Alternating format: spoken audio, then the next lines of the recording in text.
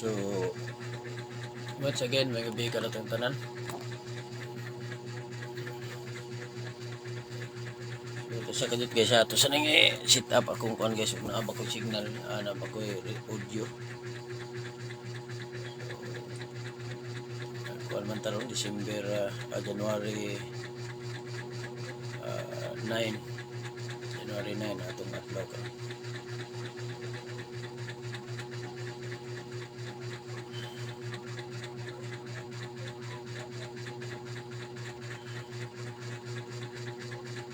Ito signal guys. Wala pa na inay ka itong signal, no? Pag-yun.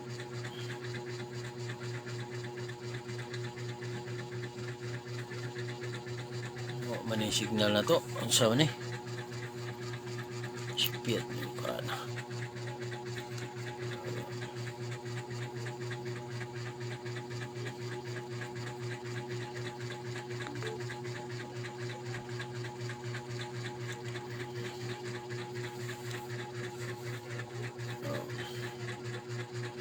Nakadit guys, ato sa nang isit up akong concept mga cellphone guys, kaya para yun na ano man huwag tayo signal guys.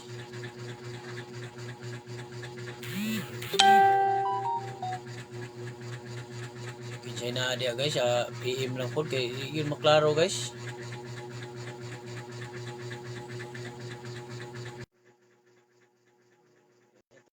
Kuan gud kay ini signal niya. Ay may gabi dia mama ay mix. May gabi dia nimo. Madungog ra ko dia nimo ma'am.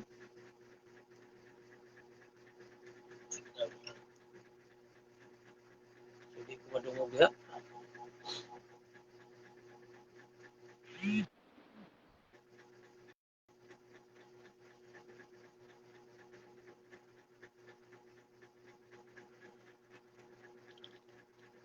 Sa kadit guys, kuning karon karon dala ko ni kay. Siguro ko signal ba. Wala signal na ko yung naaraman mo na ara.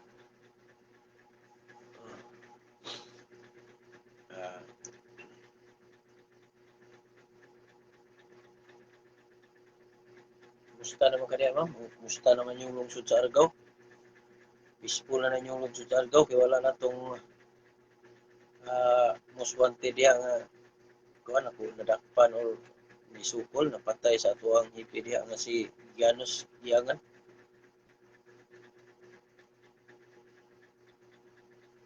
Maabtik ninyong hipi diya si Gianos. Ano may gabi ma'am?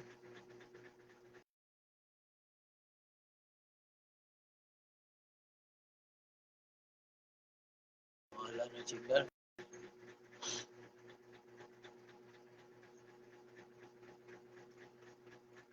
Wala na signal guys.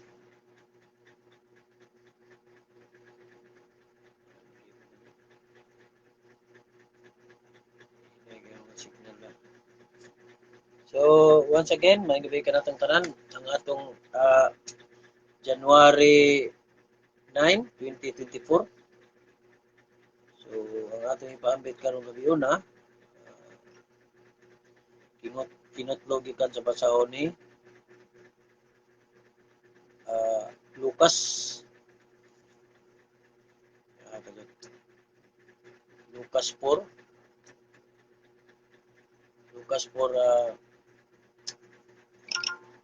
14 to 24. So atong basahon guys, no?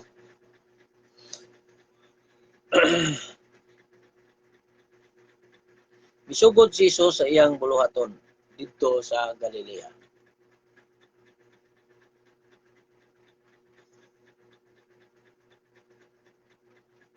Kana ma'am. Okay, before ta magsugod, so maayong gabi diya ni Sir Giulas Villalas. Gabi diya. So kana ma'am, maklaro na ko ma'am. Bisag hinay ang akong kuan ma'am. Wala mong signal diri. Hinay kay ang signal ba.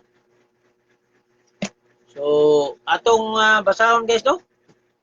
Misugod si Jesus sa iyang buluhaton dito sa Galilea. Unya, mipauli si Jesus sa Galilea. Kaniya ang gahom sa Espiritu Santo. Mikaylap sa tibuok kayutaan ang balita may tungod kaniya. Nagtudlo siya sulod sa ilang mga sinagoga o gidayeg niya ang tanan. Gisalikway si Jesus didto. Grabe. Unya miadto si Jesus sa Nazaret. Diin siya magdako. Og ingon sa naandan, miadto siya sa sinagoga sa adlaw nga igpapahulay. Mitindog siya aron pagbasa sa kasulatan og gitunulan siya sa basahon nga sinulat ni Propeta Isayas. Gibukhad niya ang linukot nga basahon ug maoy iyang gibasa ang dapit diin nasulat kini. Ang Espiritu sa Ginoo aniya kanako. Gidihugan ako niya aron pagsangyaw sa mayong balita ngadto sa mga kabus. Gipadala ako niya aron pagsangyaw sa kaagawasan ngadto sa mga binihag o pagpahiuli sa pananaw sa mga buta.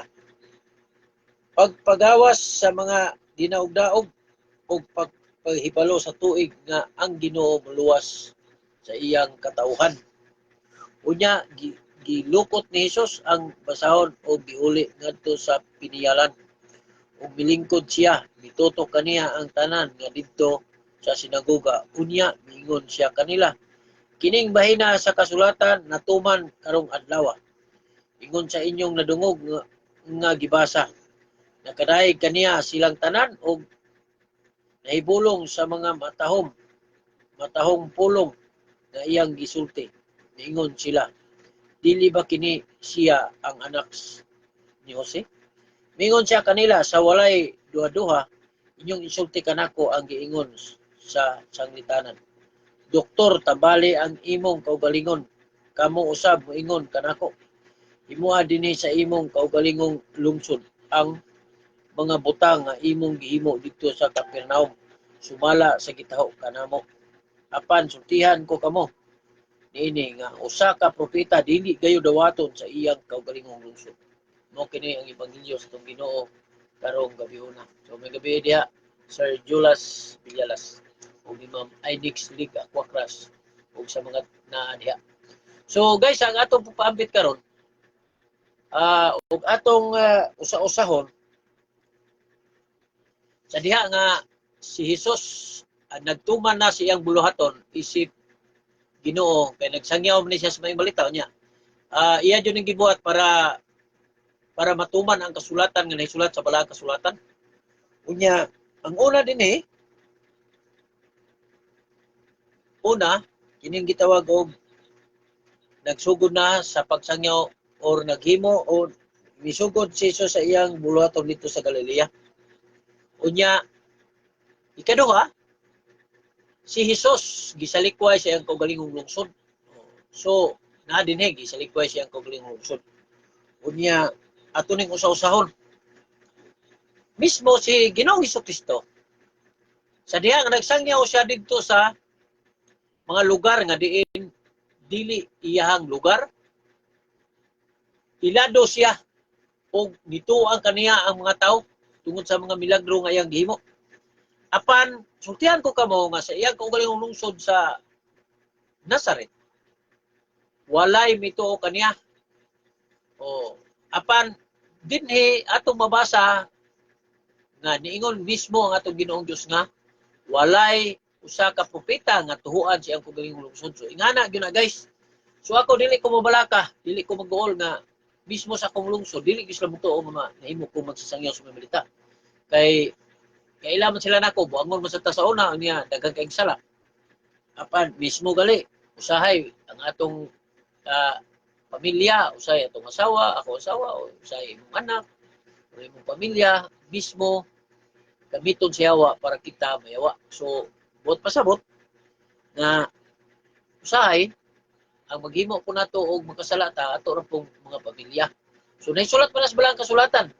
Din ang naisulat sa balang kasulatan gali sa Mateo ningon siya din nga isalikway or itugyan ka sa imong kaugalingong anak, imong kaugalingong anak, pamilya, mamagpapa, imuhang kaugalingong kapamilya, ug ipapatay ka tungod kanako. So klaro kayo nya dinhi sa itong pagpamit sa pulong sa Ginoo karon ningon siya walay propeta nga ilhon sa iyang kaugalingong lungsod.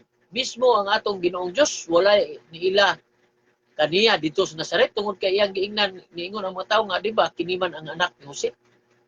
So napagalay gipangutana ni sa Juan ningon siya nga himua ang mga milagro, himua ang milagro dinhi sa imong kaugalingong lungsod para mutuo kami kanimo. So unsa may gingon sa atong Dios, walay milagro. Buti pasabot, walay milagro sa mga wala mituo kaniya. So klaro na kay na ha, walay milagro sa mga dili mutuo kang Jesus Christ nga Ginoo. So dinhi isgutan dinhi nga matag adlaw ipapahulay ni adto si Ginoong Hesukristo sa mga sinaguga og nagsangyaw sa may balita apan ang mga tawo natingala nganong maayo siya mo istorya og kanabang puno sa kanang undanon ang iyahang mga istorya may tungod sa atong Ginoong Dios.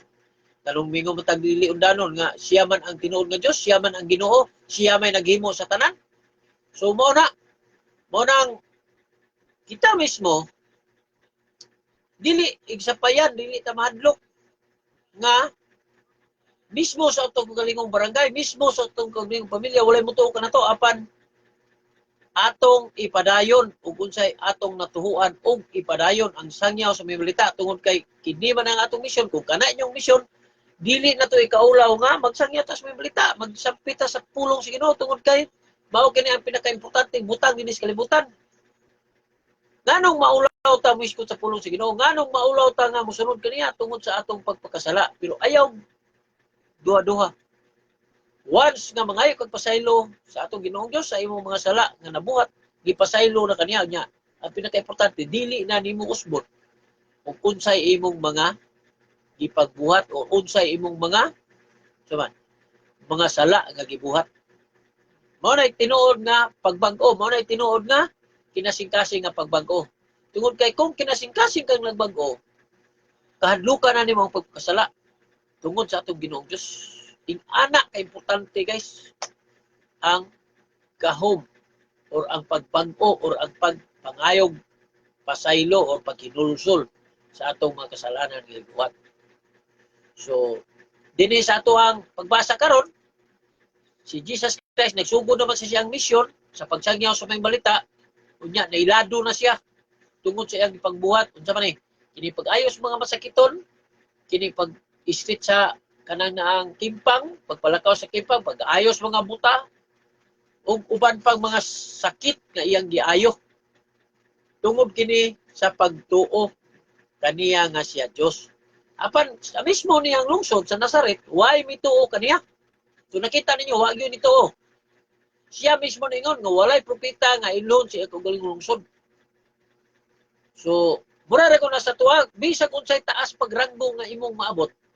Bisan pag mayor ka inigtawag sa taga inyo ha dong ra gyapon ka unsay imong ngalan tatag Roy imong ngalan Roy ra gyapon o ma-opisyal po ka bisag sa pulis o sa army inig-uli nimo sa inyo ha maura gyapon angga nimo para sa ko bado ra gyapon o pero dili man na nato sapayan kay mao may naandan sa tao o, pero imo makita nga ang atong Ginoong Dios siya naghimo sa tanan apan unsa may gibuhat nagpakatao siya dito sa pasungan sa mga pastulan o sa terminology Bisaya pastulan o pasungan sa Tagalog sunong pasungan o sa tuwa kwadra or kanang kuan sa mga mananap pastulan ingana. So sa to pagpaambit karon makita nimo nga mismo si Jesus Christ nagsangyaw sa may balita dito sa sinaguga apan ang mga tao kaniya wa mituo. Mano yung naunaon nyo guys. Gamhanan ng atong Ginoong Diyos pero wala niya gigamit yung gahom aron pagpatuo sa mga tao kani atong panahon na. Kung dili, iyang gusto nga kung mituo ka kaniya, kinasing-kasing og ikaw mismo nituo. Ing anak ka, importante o ring anak ka, bililhon.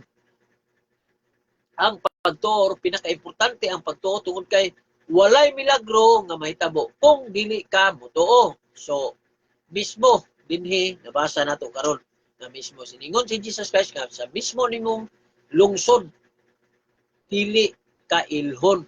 So subiit sa atong pagsangyan sa may balita, subiit og dili mao na nahitabo.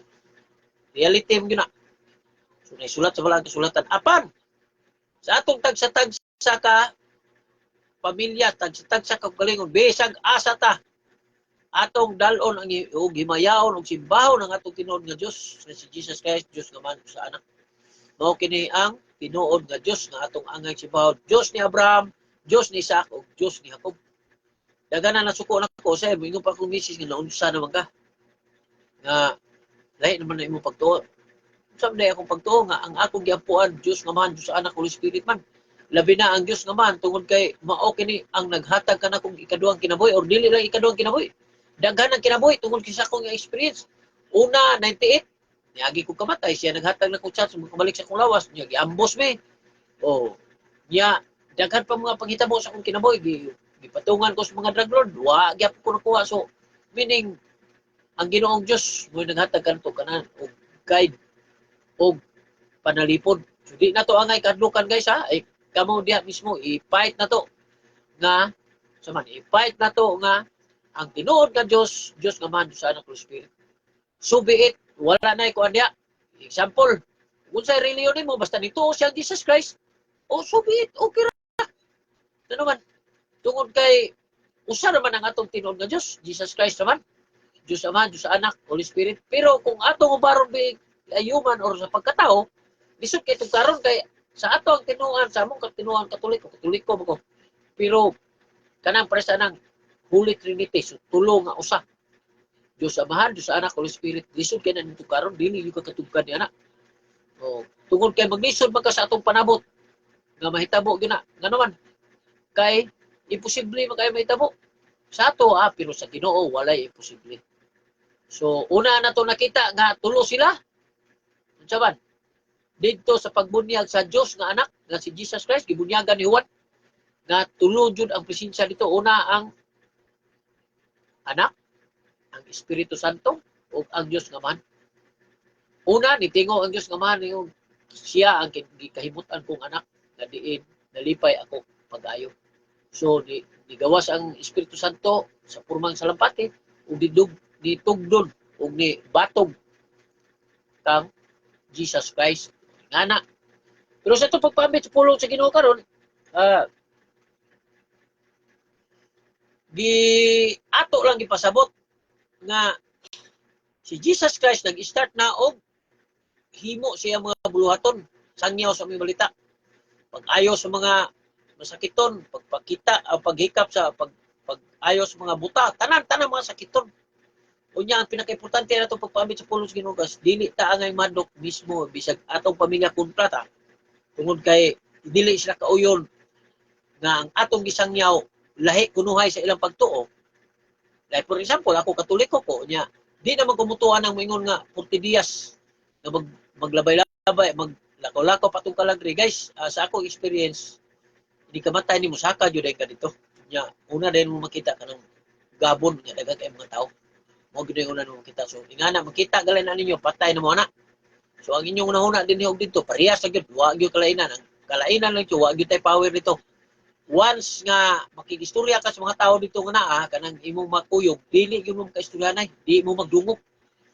Kaya ako gali, ako gisumbag, wa gyud, wa siya pakialam. Padayon siya. Nga sige kang kuyog, maabot sa katong laot sa mga tao niya ang aisle niya ang tumo sa aisle likuran dako nga likuran sa Dios nga man. O diha na.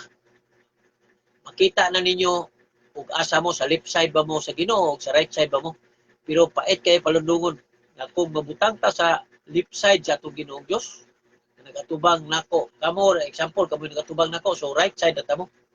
So dire nga right side. Pero nagatubang mo nako inyong dire left side. Sa inyong right side na ako right side ni.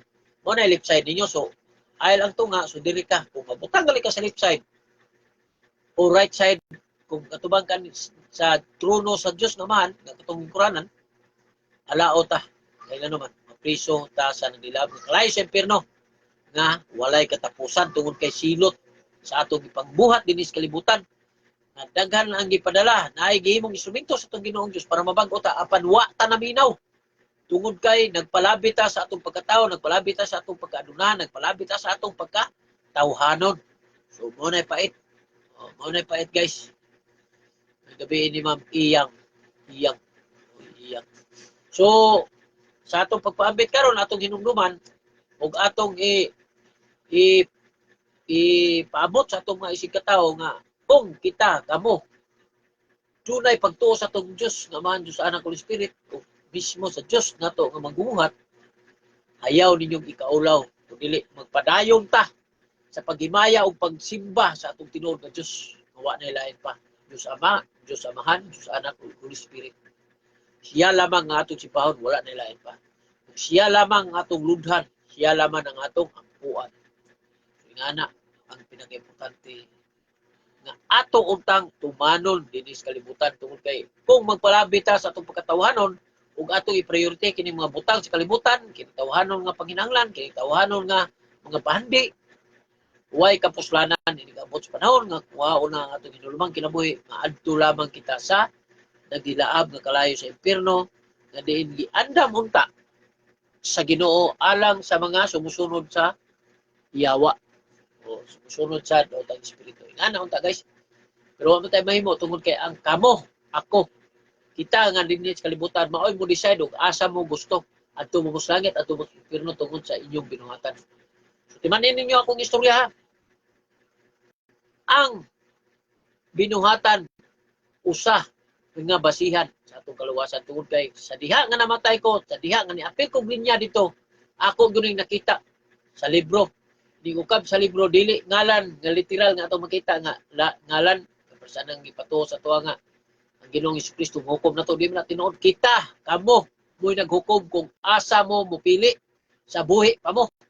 Kung mayo ka mupili ka sa impierno, o ma-impierno to ka. Sa pinagi sa imong mga daotang binuhatan, apan kung magpili ka og langit, dili ka maghimo og mga butang nga supak sa kabubuton sa atong Ginoong Dios para kita mabulahan, para kita makaangkon sa gingharian nga giandam niya didto sa balay sa iyang amahan nga tuwa sa langit. Mao ni pinaka-importante guys sa tanan. So, manginaot ko nga matag adlaw matag gabi atong i-apply ug unsay atong nabasahan sa atong Holy Bible kay kining nahisulat sa balaang kasulatan kini puros tinuod. Dini ang nasulat dinhi hapit na natuman ang nasulat sa Revelation nga kining Revelation na hinay-hinay na og katuman ang gisulat ni Juan sa diha nga gipakita siya og vision sa atong Dios nga maan. Iya kining gisuwat mao ni sinuwat sa Revelation. So basahan ninyo Revelation, nangatuma na ang nangahitabo nina katong 7 trumpet nga gihatag warning sa atong Ginoong Dios. Mao ni atong batayan guys kay ang ikaunom nga trumpet nahitabo naman. So haduol na ang pagbalik sa atong Ginoong Dios tungod kay kung mutingog ng ikapito ang tingog magaingon.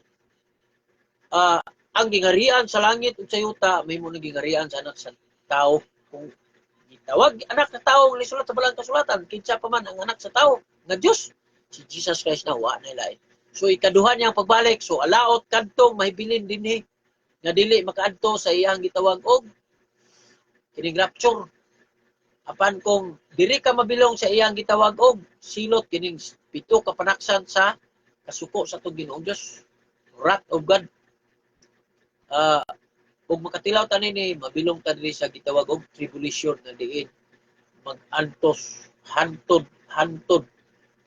ang mga tao mabilin dinhi makatilaw sila sa unsa man silot sa atong Ginoong Dios.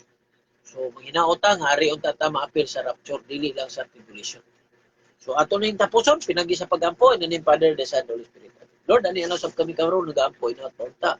Imong ipadala imong balang espiritu aron pagiya kanunay kanako aron akong mapasabot og unsay nisulat sa balang kasulatan para among ma-apply kini sa text sa kapanimulay text sa kakaugalingon. Hinaot po talon nga ipalayo mo sa mga kadautan o sa mga disgrasya mo mga mahal sa kinabuhi labi ng atong among mga inahan, ama, igsoon, anak, asawa, mamagpapa, lulog, lula, mga kapartiyan, mga silinganan, ipalayo mo unta sila sa kadautan o magabantay unta sila kanunay sa mga tentasyon nga buot buhaton sa ato sa yawa sa ato.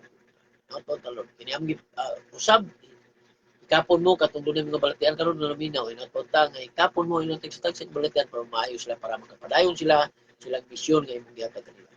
Kini ang gipangayon kay Jesus name. Amen. Amen ug amen. So in the name of Father, the Son, the Holy Spirit. So guys, still salamat kay sa inyong kanunay pagsunod sa atong pagpaambit sa pulong sa Ginoo matag Lunes ngadto sa Biyernes. Alas 7:30 ngadto sa alas 8:30 sa kagabihon. Unya, magpasalamat ko sa inyong pag-like ug share sa atong pagpaambit sa pulong sa Ginoo labi na nga atong i-post matag udto short Bible verse na atong ibasa para makahimo kanatong guide matag adlaw-adlaw para dili kita mahitumpawak sa kadautan para makahinumdum kita nga naay Ginoo nga nagmahal kanato nga dili gusto na maadto ta sa impyerno. So, dili na lang tataman guys no. Unya ako mag-ingon kaninyo ang kalinaw sa Ginoo magauban unta kanunay kaninyo sa inyong tagstag sa kapanimulay sa tagstag sa ninyo kagalingon tagstag sa ka at trabahuan. Ang kalinaw magauban kaninyo kanunay. Salamat og may gabi ka tanan. God bless us all. So, salamat kayo sa inyong pagsunod kanunay sa pagpapaambit sa pulong sa Ginoo. God bless us all. Ug may gabi ka tanan.